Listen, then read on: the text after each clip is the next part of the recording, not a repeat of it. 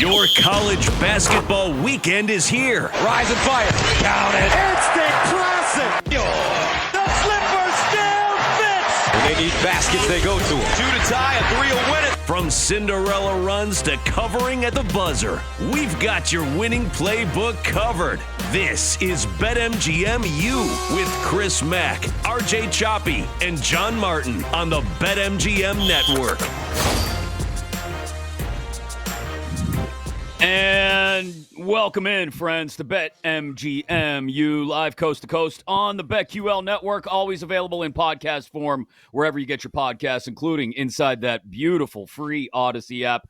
Download it today and get going, taking us with you wherever you're going, whatever you're doing this weekend. AUDACY, getting ready for college hoops, and now less than 3 weeks until Selection Sunday, just a little more than 2 weeks, actually, till Selection Sunday, if I did the math right. I probably didn't, but all I know, John, is we are winding down the end of the regular season. Just a few regular season games left in the major conferences. Small conference tournaments will get started in just a few days, actually, in some conferences like your Horizons and Sun Belts, conferences like that.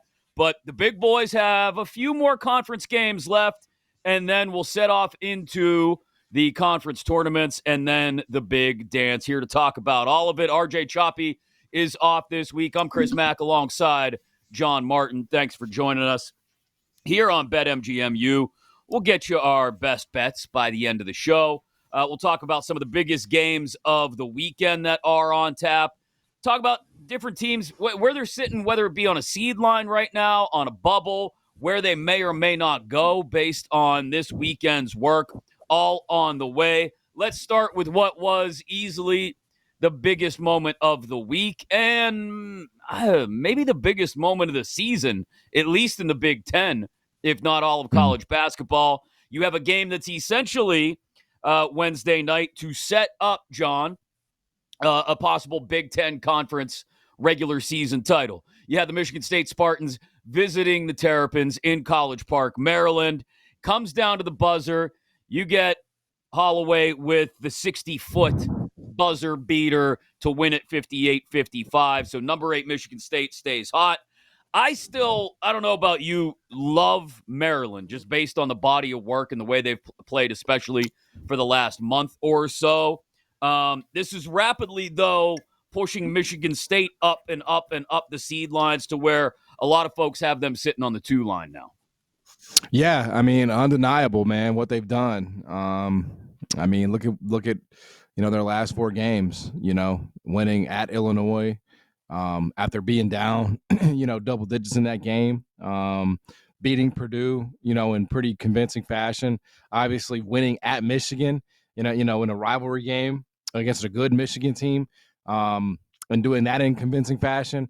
And then last night, I mean, they were the better team, for the majority of that game.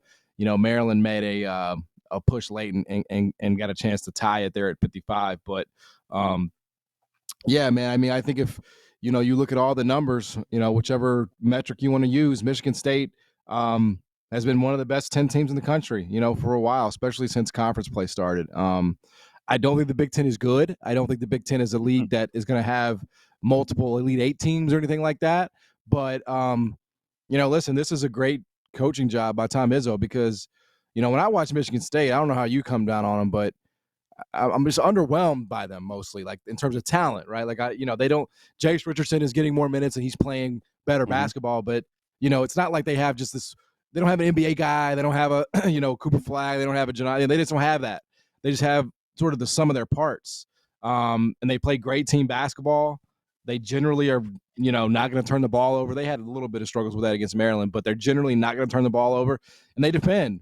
And they're well coached, and a lot of times in college basketball, man, that's going to be enough to get you to the second weekend and maybe even beyond. So I'm a believer in Michigan State, man, just because, like, they just find ways to win, and they're comfortable in pretty much any setting. And I think that game last night, or earlier this week against Maryland, really kind of put that on display.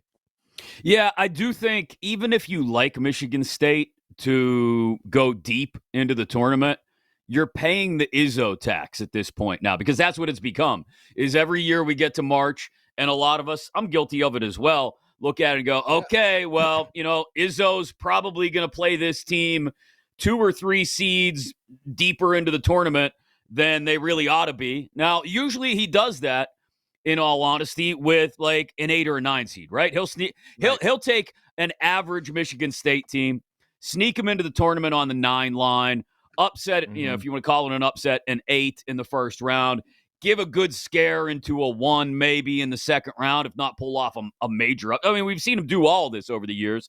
This is a much better Michigan State team, and that's great. Again, 2 or 3 line, basically, probably when the tournament comes out, depending on how the regular season wraps up and the Big Ten tournament goes. But right now, plus 550 at BetMGM to make the Final Four. Sorry, that's the Izzo tax right there. I like Michigan State. I don't like them at 5 or 6 to 1 to make the Final Four. Yeah, I think that's a fair call. I mean, I'm comfortable saying that they're one of the 10 best teams in America. But what I would also add is that I think there is a pretty big gap between the teams that I would say are like the best 4 or 5, and sort of the rest of the country. Like, I think there's, I would probably go, Auburn, Duke, Houston, we want to put Alabama, Florida, I mean, and then I think you kind of drop down a little bit, and then you get into your Tennessee and Iowa State. And that's when, and that third tier, I would say, is kind of where Michigan State comes in. Now, that doesn't mean that they can't, go on a run. I mean, of course they can, but I don't like them quite that much. I like them as a Sweet 16 team. I like them as an Elite 8 team, possibly, but do I like them? Can they beat an Auburn? Can they beat a Houston? And I think the answer to that question is no. Yeah, I agree. I think that they're not getting past. If they end up on a 2 line, they're not getting past, I don't think, anybody they meet as a 1 seed unless they run into Alabama on a cold night, right? And Alabama refuses to play defense, and they steal one. That's it. That's all. That's the only path I see.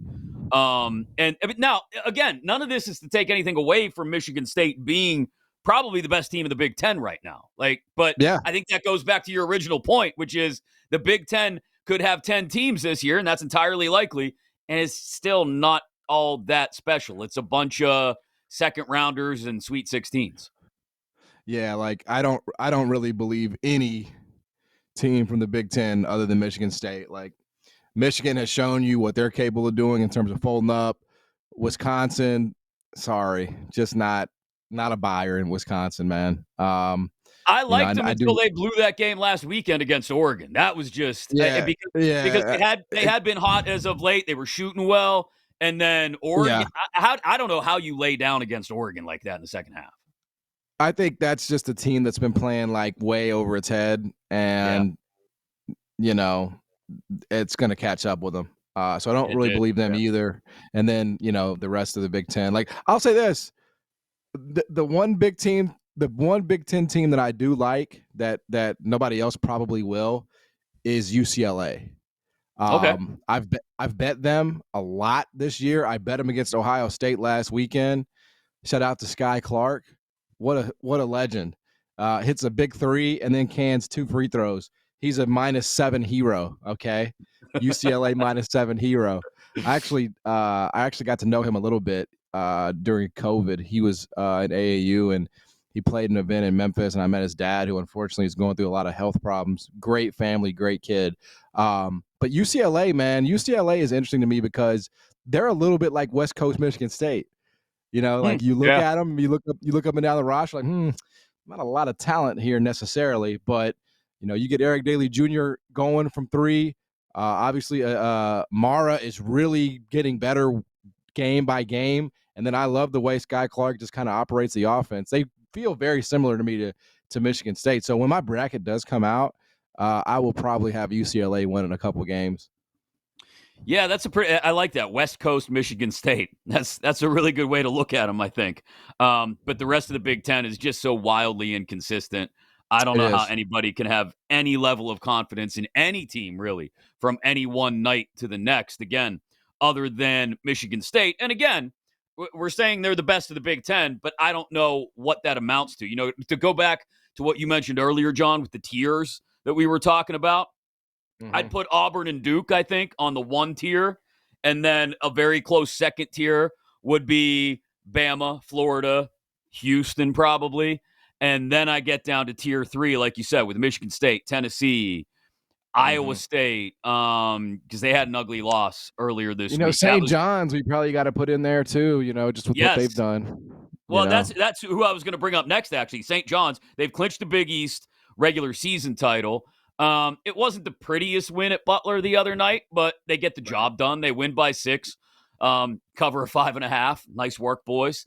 But it increasingly feels like I didn't think we would be saying this about the Big East this year because I didn't think UConn would fall off as far as they have and as hard as they have. But it feels like St. John's is now kind of, I don't want to call it coasting, but they are going to kind of coast to the end of the regular season schedule. As long as they win a couple of Big East games in the tournament, I think they'll be okay. Stay on that 3 line probably. And then, all of the momentum that they had through January into early February, even though they're still playing well, it feels like they've kind of been sapped of that momentum, which was serving them well and I think doing great things for them. Patino was spinning some gold out of straw by simply, lighting into these guys and getting them to play maybe above their heads for a month and a half. Yeah, I mean, listen, they're going to be a 2 seed. That's kind of what they're playing for right now, and they'll be in the mix for that. I don't think that they can win a championship. I don't believe that. You look at, they're 72nd in offensive efficiency. I mean, that's the end of the discussion. Like, no team worse than 10 has won it since 2015 or 2014, I guess it would have been, because UConn won that weird year with Ollie, and they were 39th. But like outside of that, it's all top 10, right? So, I think they're a really good team. They're a team that will win a lot of games in the regular season, but they're just not. At some point, they're going to run into a team that just outshoots them. And, that's going to be I think they, as much as I love Rick Pitino, they would be one of those teams where you're like, if a 2 does get upset early, I think they would be the prime candidate just because the offense is just such a liability for them. Yeah. As for the SEC, the bubble teams, a lot of them continue to win. Oklahoma had a win earlier in the week against Mississippi State. Vanderbilt with a nice win over Ole Miss. Arkansas over Missouri. Georgia upset Florida. I think that probably means a lot more for Georgia, obviously, than it does for Florida. Although I don't know if that'll push them in. Vandy, the win over Texas A&M was nice. I don't know how many teams out of the SEC you think, John. Wait, we talking 11, maybe 12? I think 14 is possible, right? Ooh, baby. Texas is going to have a chance, right? They just, because of a function of your opportunities as against quad 1 teams. Right. Arkansas is on the right side of things right now. Yeah. The only teams that you would say for sure are not going would be LSU and South Carolina, right? Those are the only teams. And they could, who knows? Maybe they, go on a miracle run in this. They won't, but, you could see a world where that happens. So, I think it's closer to 13 than it is 11 for sure. Georgia in after the Florida win? I questioned that a moment ago. I think Georgia's in because they beat Kentucky at home and they beat, obviously, Florida. That's – the bubble's soft, man. They're going to get in. Yeah. Playing in that league. Do I think they're a good team? Obviously not. I don't think very much of Georgia, but that's probably enough. You know what I mean? Given how quality the league is. So yeah, I think Georgia's probably in. I'm just looking at some of the teams we could have as 11s. The major conference 11s that we'll have in Dayton on the first 2 nights. And this in and of itself is an argument against tournament expansion. Like, all of these teams are going to be like, did we really need to make room for Georgia? Did we need to make room for Oklahoma or, like you mentioned, Texas?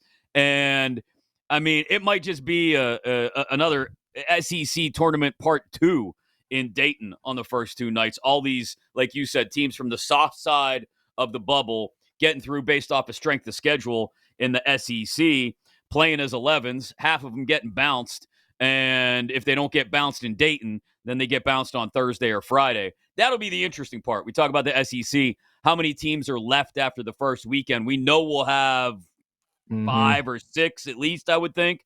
And Yes.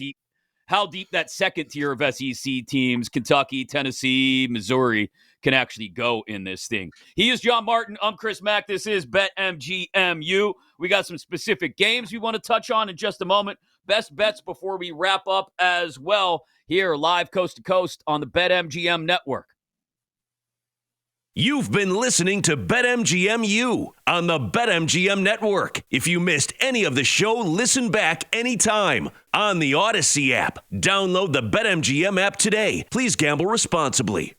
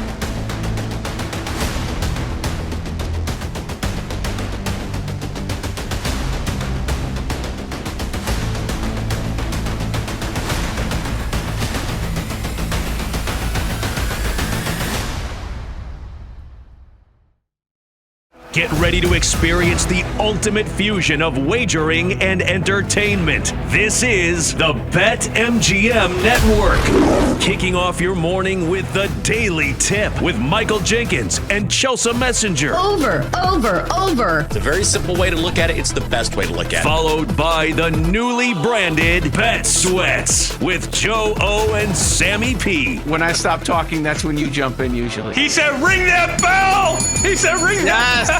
Then it's You Better You Bet, hosted by Nick Costos and Femi Abebefe. Great teams and great players get a whistle. It's happened forever. It will continue to happen. Capped off every night with the electric Brad Evans and Ryan Horvat on BetMGM tonight. Oh, that's a sexy phrase. Quote Dr. Dre, creep with me and walk with me on this one.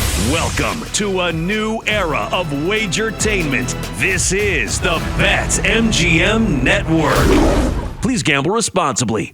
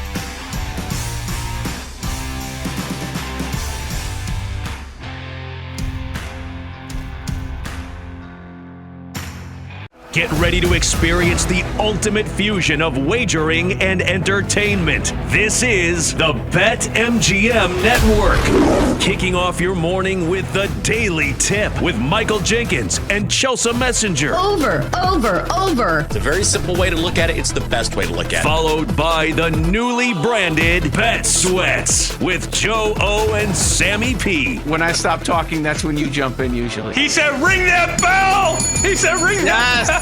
Then it's You Better You Bet, hosted by Nick Costos and Femi Abebefe. Great teams and great players get a whistle. It's happened forever. It will continue to happen. Capped off every night with the electric Brad Evans and Ryan Horvat on BetMGM tonight. Oh, that's a sexy phrase. Quote Dr. Dre, creep with me and walk with me on this one. Welcome to a new era of wagertainment. This is the BetMGM Network. Please gamble responsibly.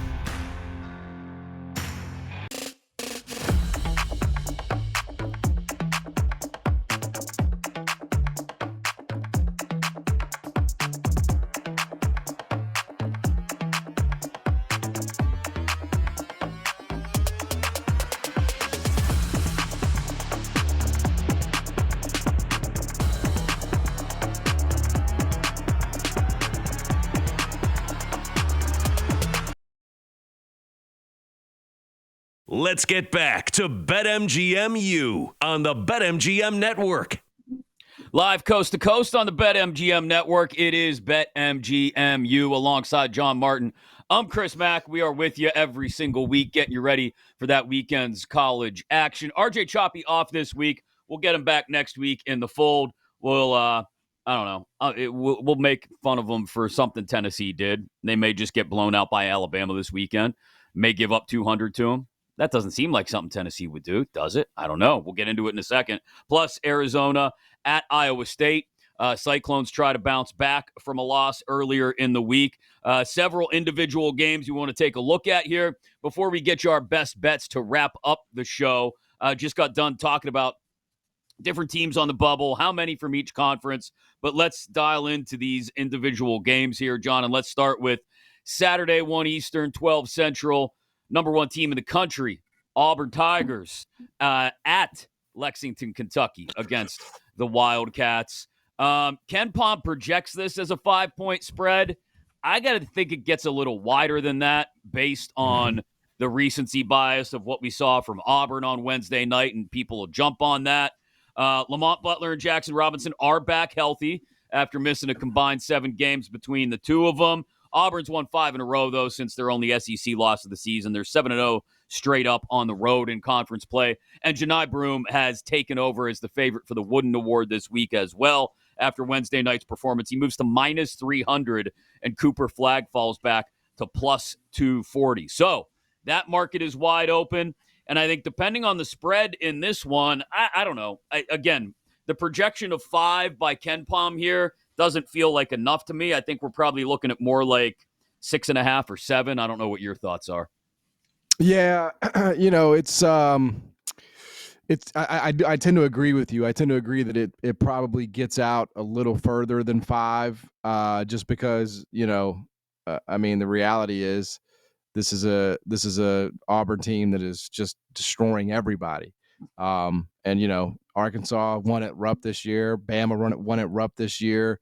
It's been done. It's been done before. So I think certainly, because of the numbers, that you would probably run since conference play started, it probably gets to 5.5, 6. I don't think it goes much further than that. But the problem with Kentucky is Jackson Robinson may be hurt again. He came back against Oklahoma, but he did leave the game, I believe, and didn't come back in after halftime, and he's big for them, man. He really gets them going offensively. So when he's out, they have to play with, more improving guys like Noah, Perry, Chandler. Like it's a different group when he's not out there, and obviously Lamont Butler, always feels like he's one bad collision away from being hurt again too. So, I mean, I think I would have to go Auburn in this game, -5, -6, because, sometimes you just have trains and that you don't want to step in front of, Yeah. Now sometimes, like I was on Florida against Georgia. I mean, I'll fully admit that. I was on him against Oklahoma. I was on him against LSU. Like sometimes, eventually the train stops, but like I'm going to have to pay to see it. Right. And I think that's one of those games where, I'm just going to bet the team that's basically number 1 or number 2 in every metric that you want to find against a Kentucky team that's hurt and can't really defend. I'm going to take my shot there. Yeah, I'm just having a hard time even building a profile in my head for a team other than like a Duke or a Houston that I would feel good about having an opportunity against Auburn. It's just it's hard to build that profile based on what they're doing right now. Yeah, I mean, think about it. I mean, they have the new favorite player of the year in Janai Broome. And the other thing that Auburn does just so damn well is they just fill the court with shot makers, man. Everybody can shoot. It doesn't matter who. They start shooters, they bring shooters up. They just fall out of the sky for Auburn. And that's just such a luxury in college basketball to have that many guys that, whether it's Denver Jones, whether it's Chad Baker-Mazara, Miles Kelly, like Pettiford. I mean, they just have a million different guys that can shoot the ball, man. And so for a team like Kentucky that already struggles defensively anyway, they don't have enough defenders, it feels like, to throw at Auburn. So I know it's kind of nuts to lay 5 at Rupp, but I mean, Auburn's kind of nuts. Yeah, no, I wouldn't have a problem at all if this number ends up at 5, laying the 5 with Auburn. If the total does come out at the 167.5, Ken Palm has it projected at, that would be the second largest total of the year in an Auburn game this season, behind only the Alabama total that ended up at 174. Of course, that game went over by 5 points. I would also ride the over on this one as well. Sure. This is going to be a race to 90, and I don't know if Kentucky can stay in it. Yeah, I mean, there's just no world where I'm betting the under in this game. Like, I realize that, I know how this works. Okay, I've been betting college basketball for a long time. I realize that this is probably going to open higher than 167.5, and I realize that it's probably going to get bet to 179, 170.5, 171.5. Then people are going to try to scalp the under because it's just like, my numbers aren't showing this. I get it. You're trying to be the big brain guy in the room, and hey, maybe it works. Maybe it works out for you. But there's just no world where I am betting an under with these two teams. I mean, no. Kentucky's not stopping anybody. I mean, they gave up 82 to Oklahoma earlier this week, and Kentucky stuff offensively with Mark Pope is really freaking good. I mean, they're going to have a say offensively. So, I mean, there's just no world where I don't care. If it got to 187.5, I might consider it. From but not 167.5. From the number one team in adjusted offensive efficiency at Ken Palm, Auburn, to the number one team in adjusted defensive efficiency, and the immovable object hosting the irresistible force Saturday afternoon, 4 Eastern, 3 Central in Knoxville. Number 5 Volunteers hosting the number 6 Crimson Tide. Bama, Tennessee. Tennessee's won 3 in a row since that loss at Kentucky on February 11th. Chaz Lanier has gotten hot. Alabama averaging over 101 points a game in their last 3. Nate Oates, 3-4 for what it's worth, straight up in his career against Rick Barnes in Tennessee since taking the Alabama job. Don't know if that means anything. I do think this is fascinating, like I said, John, for the irresistible force and immovable object battle that will be fought here, and which wins out, Alabama's shooting or Tennessee's defense.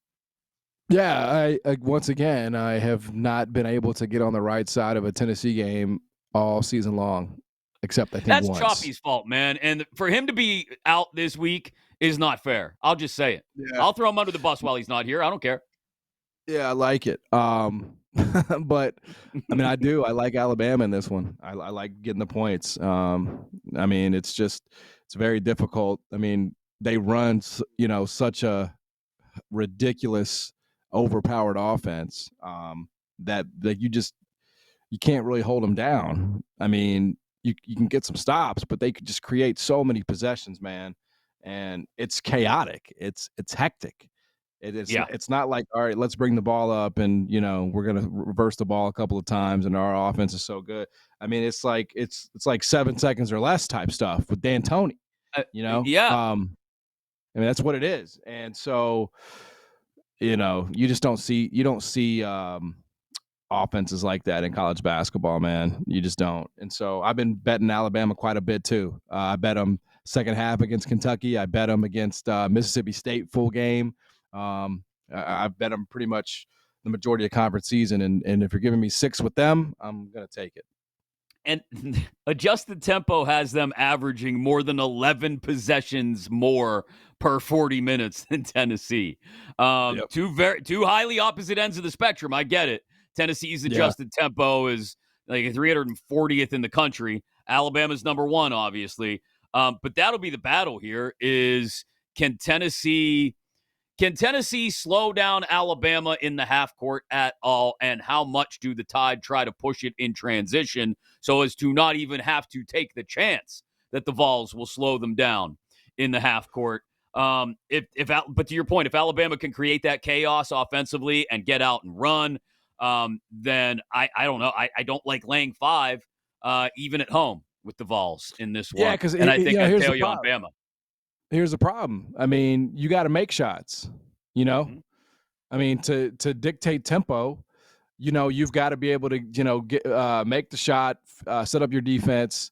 If it's a situation where Lanier just doesn't have a good day and, you're chasing the whole time and Bama's just getting out there and running, like that's not a formula for success for Tennessee. I mean, so they're going to have some semblance of offensive success to me to be able to, and that's why you see the total at 153.5. I mean, I don't think Tennessee's played in a game line that high all season long. Maybe Kentucky was, but I doubt it. So, that's the thing here is I think this will be a game where Tennessee's not really that comfortable. That I fully believe. And I mean, they lost to Kentucky, right? I mean, and they lost to Kentucky twice. So I think that's a good sort of, instrument for us. It's like, okay, how many? Like I would compare Bama's offense as like a cousin of Kentucky, right? I mean, it's a little more on steroids, a little more HGH offense than Kentucky's in terms of pace and tempo, but it's similar. You can kind of see the resemblance. And Tennessee lost twice to that team, so I like Alabama in the spot. To your point, this will be the second highest total they've played if it ends up tipping off at 153.5. Florida game in Gainesville was 152. And way early in the year, they went to Louisville and won by 22 in a game that had a 157 posted as the total. Oh, wow. And came in under. That was way back in November, though.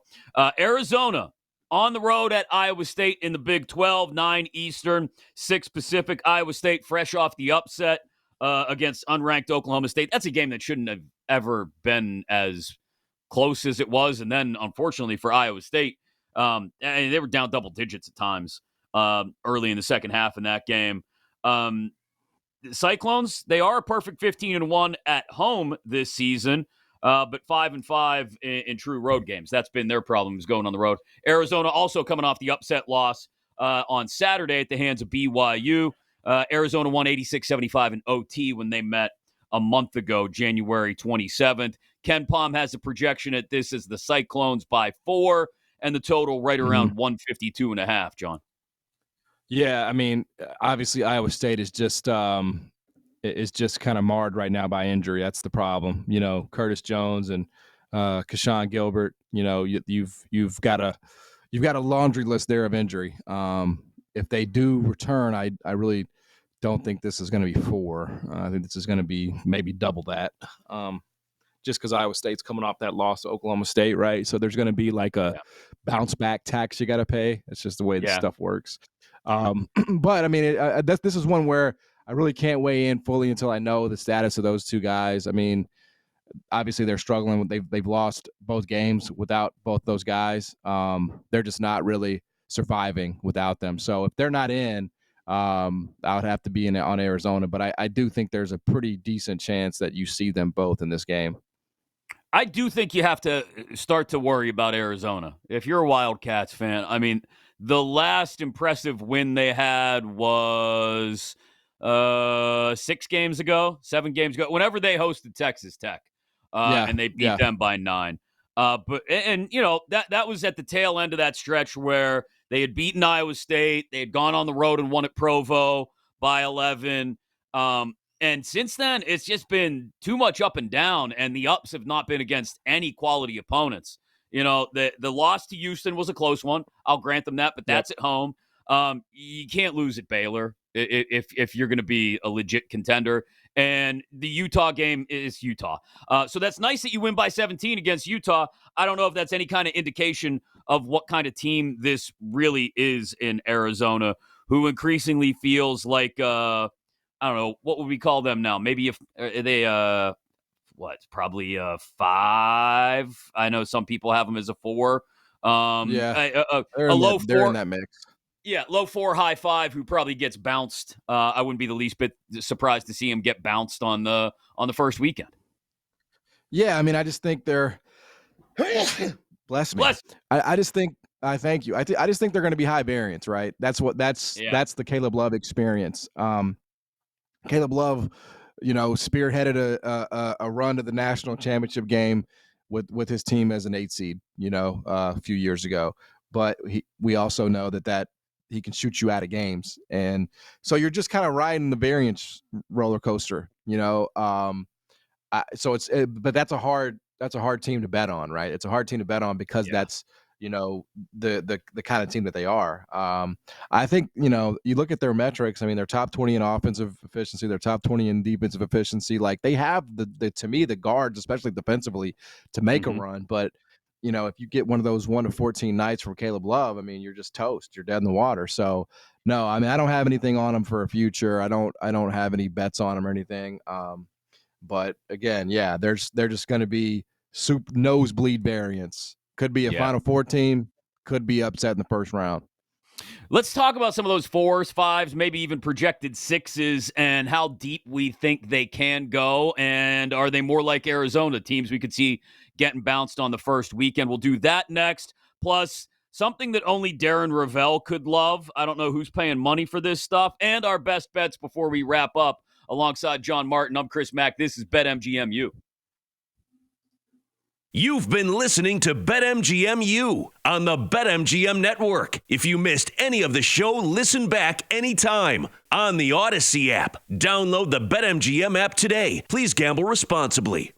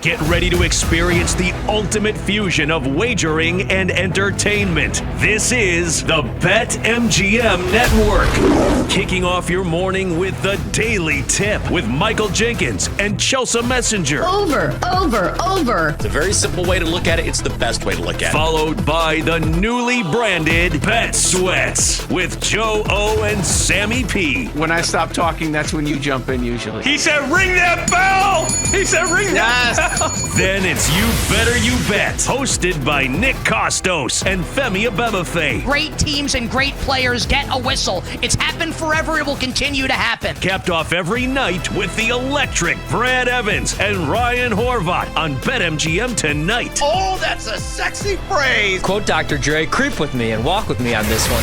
Welcome to a new era of wagertainment. This is the BetMGM Network. Please gamble responsibly.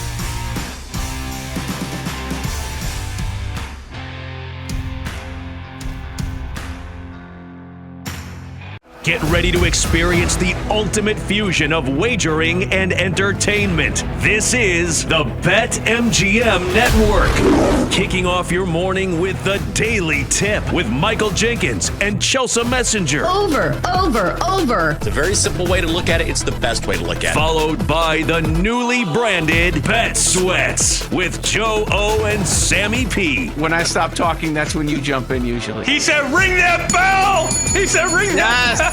Then it's You Better You Bet, hosted by Nick Costos and Femi Abebefe. Great teams and great players get a whistle. It's happened forever. It will continue to happen. Capped off every night with the electric Brad Evans and Ryan Horvat on BetMGM tonight. Oh, that's a sexy phrase. Quote Dr. Dre, creep with me and walk with me on this one. Welcome to a new era of wagertainment. This is the BetMGM Network. Please gamble responsibly.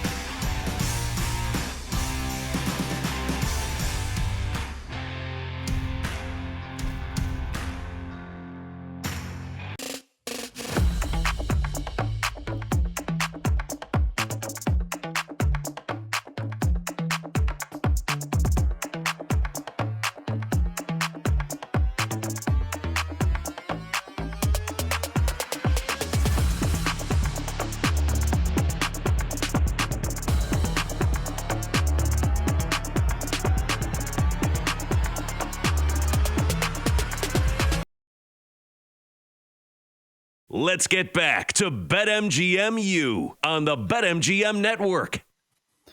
Live coast to coast every weekend for you here on the BetMGM Network. It's BetMGM. RJ Choppy is off this weekend. I'm Chris Mack alongside John Martin. Our best bets in just a moment. Don't forget, if you're listening live Friday night, Saturday morning, whenever it may be across the network, you can always get us whenever you need us in podcast form inside that free Odyssey app, AUDACY, or you could also, wherever you get your podcast, go find it, watch it on YouTube. We're always here for you, the BetMGM Network, getting you ready on BetMGM for all the weekend action. And we've made some picks on some individual games. Again, we'll get your best bets in just a moment, but we just wrapped up what I thought was a pretty interesting conversation about Arizona. Low 3, high 4, probably, John, that we could both see getting bounced on the first weekend. When you look at those 4, 5, 6 lines, whether it doesn't matter which bracket you're looking at, it's a bunch of the same teams there in most cases. Your Texas Techs, your Michigans, Purdue's. You slide down a little bit farther, you get a Maryland, Missouri, maybe a Clemson. Kansas is in there in some places as a 6, although that's probably based on name only now, given the way they've played. Oregon. Who do you see maybe making an early exit, and who do you have pegged maybe for a little bit longer run than their seed line may indicate, depending on draw, obviously? Yeah, I mean, I bet Clemson 80-1 about a week ago, and let's see what that is now. Just curious. Do we have futures on the screen here? Sorry. You're good. Clemson? Yeah, what's Clemson now, right now, at BetMGM? 80, still 80. Okay, well, they don't respect my bets at BetMGM. That's fine. I think you that's you get hit with the limits. You know you always get hit with the limits. No, they raised Big my boys limits, get hit man. with the limits. They raised my limits. No, I mean, I think Clemson is one of those teams, man, because I mean, you look at just kind of how their team composition. I mean, they beat Duke, right? Not many teams can say that.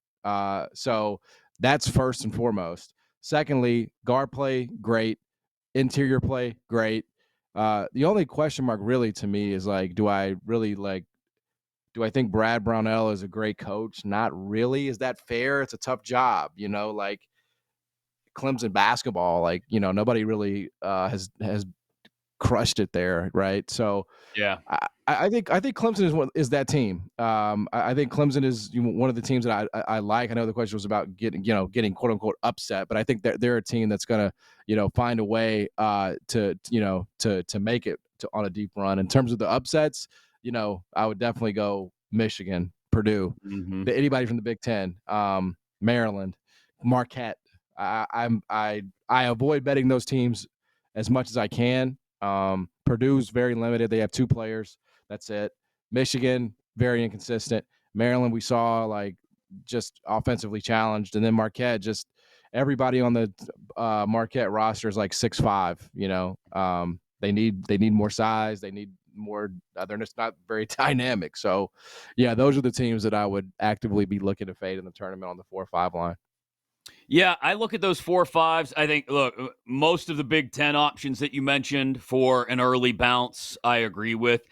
Like I said the other day, I've come around on Maryland despite the buzzer beater loss to Michigan State. And I think maybe that helps you get some value on them now, whether it's in their next few games, whether it's in the Big Ten tournament, whether it's in the NCAA tournament. If Maryland ends up on a 5 line and draws Arizona in the second round, should they both get through the first round, they draw Arizona on that Saturday or Sunday, I'll take Maryland to beat Arizona and move on to the Sweet 16. They're one of those few teams that, again, are coming off maybe some difficult losses this week, but that I look at, we always talk about the top 20 in adjusted offensive and defensive efficiency in KenPom, because 20 of the last 22 national champions have been both. They've been top 20 in adjusted offensive and defensive efficiency. There's only 4 teams right now that qualify for that: Duke, Auburn, Houston, Florida. Everybody else is on one side or the other, or they're close on one side, not so much on the other. Maryland is a really classic case of a little bit of both, right? 16 in adjusted defensive efficiency, 20 in offense now. So, they're technically in there, and they're a really well-balanced team. Again, you could probably say the same for Iowa State, right? 11th in adjusted defensive efficiency, 23rd in offense. Both coming off some difficult losses for different reasons. Iowa State should never have lost to Oklahoma State. And Maryland, it's a buzzer beater. I don't know what you want to do about it. But both of those teams, I think, are good examples of give me the right matchups on the right seed line. Like, you give me an Iowa State against a Kansas, and it probably wouldn't end up that way in the same region, but give me an Iowa State against an Oregon or a Mississippi State or a St. Mary's maybe. I'll take Iowa State all day. I'll take Iowa State to the Sweet 16. That's not a very bold prediction, but I think, again, depending the way the draw is laid out for either one of those two teams, Iowa State or Maryland, I have no problem at all leaning in on teams that are right there on the cusp of that top 20 adjusted offensive and defensive efficiency at KenPom. Maryland's 50-1 right now. Iowa State's a lot shorter, obviously 16-1, but I'll drop just a few bucks on Maryland at 50-1 right now. I mean, I don't expect it to come home. I mean, but you'll drop a few bucks on some snails racing. Hell yeah, and Maryland may get there. That's basically a snail. That's basically a snail race in the way they play. I was watching it. I'm going to start doing this every March. I'm going to create a teams you don't want to see in March tracker. That becomes the trope, right? You are not going to want to see this team in the Don't want to see this team in March. By the end of it, we've named 64 teams of the 68. So nobody wants to see anybody in the NCAA tournament when we know that is just simply ridiculous, right? And I get it. What people mean when they say that is this team is playing well at the right time, But I heard somebody talking about this with Missouri the other day. That was one. You do not want to. It's just funny how we allow if Missouri was a 1 seed, right? If we had a bracket reveal and Missouri was a 1 seed this weekend, people would say, "Oh my God, what is Missouri doing on the 1 line? What a fraud!" But you get them in there as a 4 seed. Man, nobody wants to see that team. That's a team you don't want to see. They're dangerous. They're dangerous. I'll tell you what. You get Missouri on the 5. You don't want to be a 4 seed seeing them in the. You don't want to see them in the second round. Trip Sweet 16 on the line. Yeah, college basketball media coverage is just funny to me. Like Memphis is the same way. Like when before Memphis lost to Temple and Wichita State, everybody was kind of complaining about like they're just not their metrics they're nowhere close to a 4 seed. Like what a joke Right. they are. And then they lose, and now they're going to be a 7 seed, and I guarantee you they're going to be like one of the most popular Sweet 16 upsets in that second round game. They're going to be a charming 7 seed, whereas 2 weeks before that, they were like a fraudulent 4. So it's all stupid. It's all perception in the moment and Same recency team, bias. yeah. And it all depends on how things have gone in the last week or two. That'll push the way things go all the time for the committee. Who the hell is buying this stuff, by the way, John? Did you see the Woj auction that the Bonnies are holding to help fund their NIL? Woj now works at St. Bonaventure and is trying to help raise money for their NIL fund by auctioning off a bunch of his, I guess you'd call it memorabilia. The iPhone used to break the Paul George, Kawhi Leonard trade. $350. You can bid on that. His 2024 NBA draft credential. You can bid $250 for that. The Wemby draft credential, 2023. You can bid $200 for that. Who in their right mind is spending several $100s on any of this stuff? I mean, I honestly, I don't even know the kind of person that would want those things. Like sickos, real sickos, or big St. Bonaventure fans. They're like, I'm contributing to the NIL for the Bonnies. I mean, just donate the money then, right? Yeah, I mean, exactly. I mean, I don't need Woj's old phone, and God knows what else is on. I mean, there's a slew of contacts. Sure, I could pick up the phone. Nah, he's not. He's gonna erase all that. You're not getting any of that. Oh, then it's definitely useless. Forget about it. It's literally just you're getting the phone that he tweeted on. I mean, yeah, no thanks. I'm good. Yeah, it was useless before. It's less useless to me now, or more useless. How about he auctioned off like the drawers he was wearing while he tweeted them, for $50? Would you be interested? Would you put a bid in? No, I think I'd be good. That sounds like a Darren Ravel tweet. Oh, look what this is value. This was auctioned off for $500. It's valued at $750. These are the silk boxers Woj was wearing when he tweeted about the COVID shutdown. Yeah, just this is the same pair of shorts Woj wore every day while locked in a Spring Hill Suites in the bubble. There you go. Yeah, no thanks, man. But it's, hey, you know what? I mean, it is creative, and he'll have people. There will be a market for it. I don't know who it will be. It won't be me, but there will be a market. Not me. Real quick, best bets before we wrap up here today. What do you got? Alabama, Rammer Jammer, Yellow Hammer. I think that's what they say, right? Yellow Hammer, Rammer Jammer. Yeah, I should know better. I should know better as a man that lives in the heart of SEC country. But yes, there it is. Alabama +5 or better over Tennessee. Just because I'm so stubborn. I'm just stubborn so as to not get a single Tennessee game correct this year. I will look to keep that streak going. Yeah, I admire your commitment to the bit.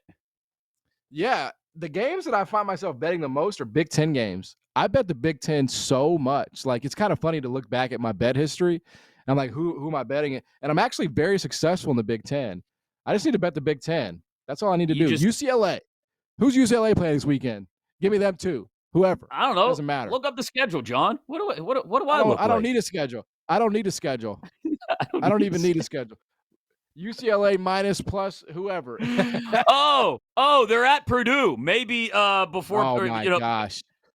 Oh, yeah, love UCLA. Absolutely. Love them in that game. I mean, they're it's going to be a pretty big number too. Yeah, it is. All right, I'll give everybody Auburn, Kentucky over the total. I don't care. Posted at 199.5. Take the over. That'll do it for this week's edition of BetMGMU.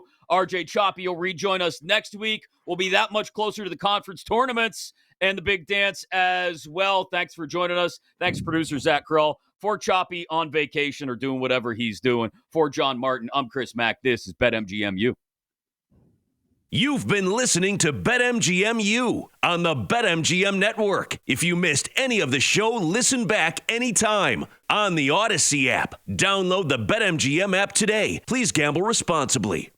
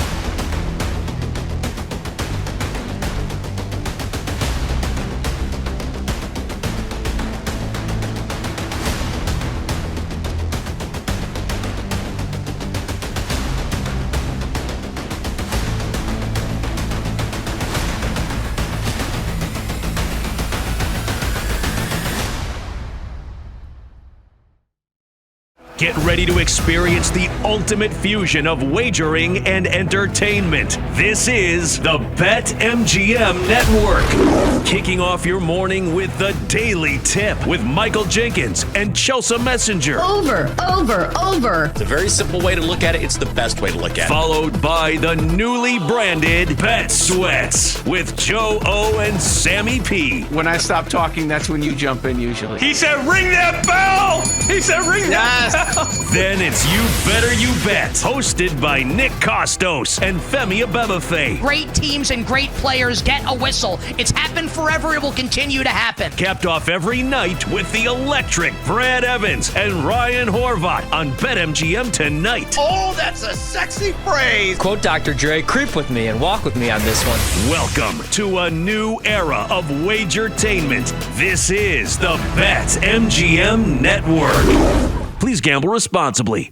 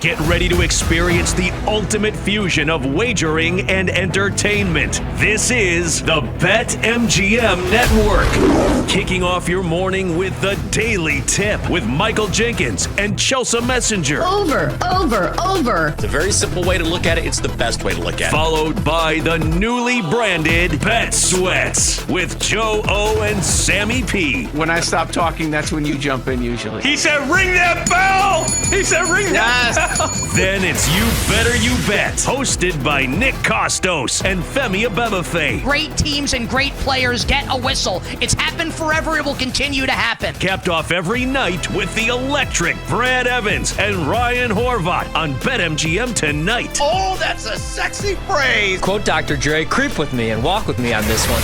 Welcome to a new era of wagertainment. This is the BetMGM Network. Please gamble responsibly.